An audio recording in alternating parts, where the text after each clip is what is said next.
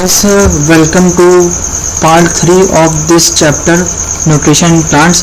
Guys, आपको याद होगा कि जब हम लोग पार्ट 2 पढ़ रहे थे उसमें लास्ट टाइम हम लोगों ने फोटोसिंथेसिस के बारे में पढ़ा था कि फोटोसिंथेसिस क्या है, उसका प्रोसेस कैसे होता है, उसको होने के लिए कौन कौन से रॉ मटेरियल्स की रिक्वायरमेंट पड़ती है, जैसे water, minerals, carbon dioxide and sunlight.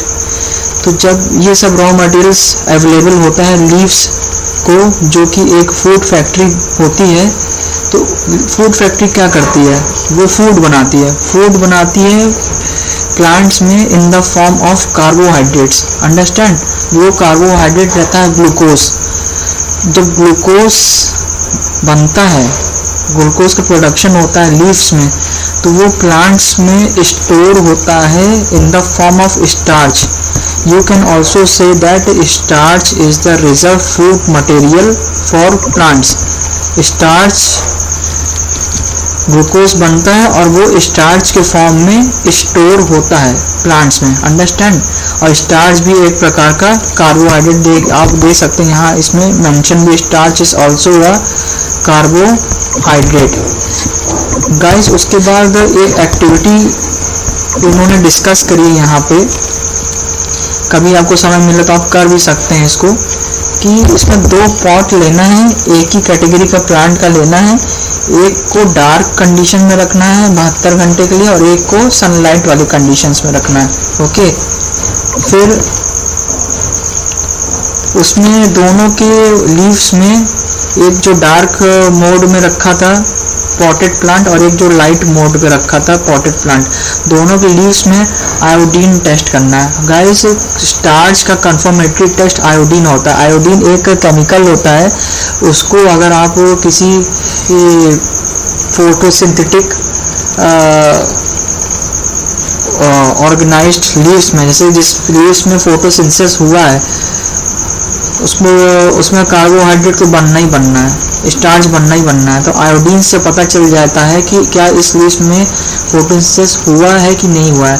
तो आयोडीन टेस्ट बस एक कंफर्मेटरी टेस्ट है कि इसमें कार्बोहाइड्रेट का प्रोडक्शन हुआ है कि नहीं हुआ फोटोसिंथेसिस के द्वारा, तो इससे पता किया जाता है। तो इसमें जब पहले कंडीशन में क्या कहा था कि एक पेड़ को 72 घंटे के लिए डार्क कंडीशन में रखना है, एक को सनलाइट वाली कंडीशन में रखना है, फिर उसमें आयोडीन टेस्ट करके देखना है और दोनों का ऑब्जर्वेशन को रिकॉर्ड करना है। अब उसका रिवर्स करना है। Now leave the pot which was earlier kept in the dark in the sunlight for 3-4 days and perform the iodine test again on its leaves. अब जो पेड़ 72 घंटे के लिए जो डार्क कंडीशन में जो लाइट कंडीशन में रखा था उसको नहीं छूना है, जो डार्क कंडीशन में रखा था वो वाले पॉटेड प्लांट्स को अगेन आपको सनलाइट कंडीशंस में रखना है और उसको 3 से 4 दिन के लिए छोड़ देना है। अंडरस्टैंड? फिर उस पर आयोडीन टेस्ट करके देखना है और फिर उसका ऑब्जर्वेशन आपको अपने नोटबुक में रिकॉर्ड करना है। समझ में आ रहा है गाइस? 2 पॉटेड प्लांट लेना है, एक को लाइट कंडीशन में रखना था, एक को डार्क कंडीशन में रखना था 72 आवर्स के लिए, फिर उसके आयोडीन टेस्ट करके उसके ऑब्जर्वेशन को रिकॉर्ड करना था। फिर जो डार्क कंडीशन में पॉटेड प्लांट रखा गया था और उसको 3 से 4 दिन के लिए सनलाइट कंडीशन में रखा जाएगा, फिर उसमें आयोडीन, उसके लीव्स में आयोडीन के टेस्ट किए जाएंगे और उसके ऑब्जर्वेशन को रिकॉर्ड किया जाएगा। तो गाइस, रिजल्ट आने की संभावना कुछ इस तरह रहेगी, ये आप जो देख रहे हैं। The leaves other than green also have chlorophyll. The large amount of red, brown and other pigment mask the green color. Photosynthesis takes place in these leaves also.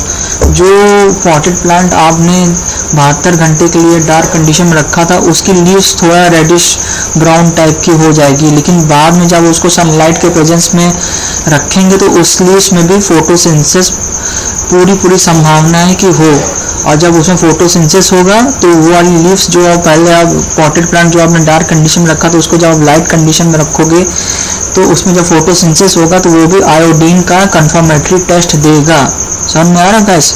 कि इसमें बस ये बताने की कोशिश की गई है कि सनलाइट रहेगा और थोड़ी सी मात्रा में अगर क्लोरोफिल पिगमेंट है लीव्स में तो उसमें फोटोसिंथेसिस तो होना ही होना है। अंडरस्टैंड? सनलाइट के प्रेजेंस में फोटोसिंथेसिस जरूर होगा और कंफर्मेटरी टेस्ट के लिए आप आयोडीन टेस्ट को परफॉर्म कर सकते हैं, वो रिजल्ट दे देगा वो। और रिजल्ट में एक्चुअली गाइस पता है क्या होता है, स्टार्च कन्फर्मेटरी टेस्ट में लीव्स ब्लू ब्लैक कलर में टर्न हो जाती है। सपोज हमने यहाँ पे एक ड्रॉप स्टार आयोडीन इंडिकेटर का डाला तो इतना सा हिस्सा, इतनी सी पट्टी उसकी जो है ब्लू ब्लैक में कन्वर्ट हो जाती है। ये आयोडीन का कन्फर्मेटरी टेस्ट रिजल्ट रहता है। होप आपको समझ में आ रहा होगा जो मैं कह रहा हूँ। चलिए आगे बढ़ते हैं। You often see slimy green patches in ponds or stagnant water bodies. कभी आपने रुका हुआ पानी जैसे पॉन्ड या तालाब में, उसमें आपने स्लाइमी ग्रीन पैचेस देखे होंगे। These are generally formed by the growth of organism called algae. और ये क्या होता है, उसमें एल्गी का ग्रोथ हो जाता है रुके हुए पानी में। इसको आप हिंदी में शायद काई वर्ड भी कहते हैं, काई लग गई ऐसा कुछ। Can you guess why algae are green in colour?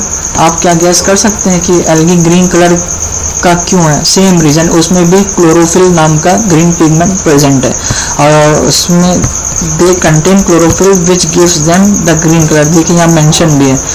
Algae can also prepare their own food by photosynthesis. और एल्गी भी जो है, जो प्लांट है, प्लांट की कैटेगरी में आता है। वो आप हायर क्लासेस में पढ़ेंगे कि कौन सी कैटेगरी में आता है, वहाँ तक आपको नहीं जाना है। और समझ लीजिए प्लांट की कैटेगरी ये भी है एल्गी, और इसमें भी ग्रीन पिगमेंट क्लोरोफिल प्रेजेंट है और ये भी फोटोसिंथेसिस परफॉर्म करते हैं। Understand guys?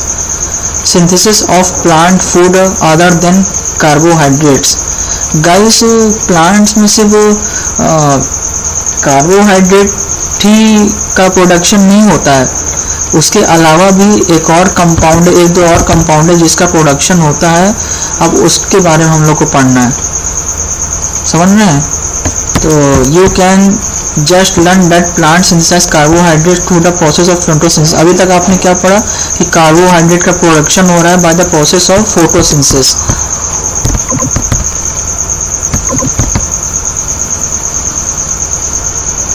The carbohydrates are made of carbon, hydrogen, oxygen. और जो कार्बोहाइड्रेट होता है वो स्पेशली 3 एलिमेंट से मिलकर बनता है। वो एलिमेंट है carbon, hydrogen and oxygen, CH and O. These are used to synthesize other components of food such as proteins and fats. ये एलिमेंट ही रिस्पॉन्सिबल है अदर कंपोनेंट्स ऑफ फूड के सिंथेसिस के लिए, जैसे प्रोटीन्स है, फैट्स है। But proteins are nitrogenous substances which contain nitrogen. अब प्रोटीन क्या है? एक नाइट्रोजनस कंपाउंड होता है जिसमें नाइट्रोजन पाया जाता है। तो ये नाइट्रोजन तो फोटोसिंथेसिस के प्रक्रिया के दौरान तो बनता नहीं है, तो ये नाइट्रोजन आता कहाँ से? एक्चुअली गाइस एनवायरनमेंट में नाइट्रोजन गैस 70% अप्रॉक्सीमेटली प्रेजेंट है ऑलरेडी इन द एनवायरनमेंट। सबसे ज़्यादा मात्रा में एनवायरनमेंट में नाइट्रोजन गैस ही प्रेजेंट है, ये आपको अच्छे से पता होगा। लेकिन वो नाइट्रोजन गैस प्लांट डायरेक्टली अपने अंदर यूटिलाइज नहीं कर पाता है। तो उसके लिए क्या मैकेनिज्म है? एक्चुअली सॉइल में कुछ ऐसे बैक्टीरिया होते हैं जो उस नाइट्रोजन, जो एनवायरनमेंट नाइट्रोजन है, उसको सॉइल में एब्जॉर्ब करते हैं, उसको प्लांट्स के अकॉर्डिंग उसको यूटिलाइज किया जा सके, उसको उसके अकॉर्डिंग कन्वर्ट करते हैं और वो प्लांट्स नाइट्रोजन की अपनी रिक्वायरमेंट सॉइल से पूरी कर पाता है। इस पूरी प्रक्रिया को नाइट्रोजन फिक्सेशन का नाम दिया गया है। लेकिन ये अभी आपकी स्मॉल क्लास है तो इसमें इतना डिटेल में नहीं बताया जाएगा, ये आपको हायर क्लासेस में और पढ़ने का मौका मिलेगा। चलिए देख लेते हैं आपकी बुक में क्या लिखा है। Recall that nitrogen is present in the abundance in gaseous form in the air as have already discussed 70 to 72%। However plants can not absorb nitrogen in this form. सही बात है, प्लांट्स एब्जॉर्ब नहीं कर सकता है डायरेक्टली नाइट्रोजन गैस को जो environment present है। सॉइल में कुछ बैक्टीरिया ऐसे होते हैं जो गैसियस नाइट्रोजन को यूजेबल फॉर्म में कन्वर्ट करते हैं और वो वही यूजेबल फॉर्म नाइट्रोजन का प्लांट्स के द्वारा एब्जॉर्ब कर पाता है along with water. Also you have might seen farmers adding fertilizer rich in nitrogen to the soil. ये भी आपको पता होगा क्योंकि सॉइल की प्रोडक्टिविटी को बढ़ाने के लिए उसमें फर्टिलाइजर्स का एडिशन किया जाता है, और उस फर्टिलाइजर्स में मेन कंपोनेंट नाइट्रोजन का होता है, ताकि प्लांट्स की नाइट्रोजन की रिक्वायरमेंट फुल, क्योंकि नेचुरल प्रोसेस बहुत स्लो होता है तो उसको थोड़ा फास्ट करने के लिए फर्टिलाइजेशन का यूज़ किया जाता है, फर्टिलाइजर का यूज़ किया जाता है, ताकि सॉइल की फर्टिलिटी और इंक्रीज, नाइट्रोजन से सॉइल की फर्टिलिटी और ज़्यादा इंक्रीज हो जाती है। In this way the plants fulfil their requirement of nitrogen along with other constituents. Plants can then synthesise protein and vitamin, और जब इनकी नाइट्रोजन की रिक्वायरमेंट फुलफिल हो जाती है तो प्लांट कार्बोहाइड्रेट के साथ साथ प्रोटीन्स एंड विटामिन को भी सिंथेसाइज करने में सक्षम हो पाता है। Thank you guys. और इसके आगे का पार्ट जो है other modes of nutrition in plants, इसको हम लोग नेक्स्ट पार्ट में डिस्कस करेंगे।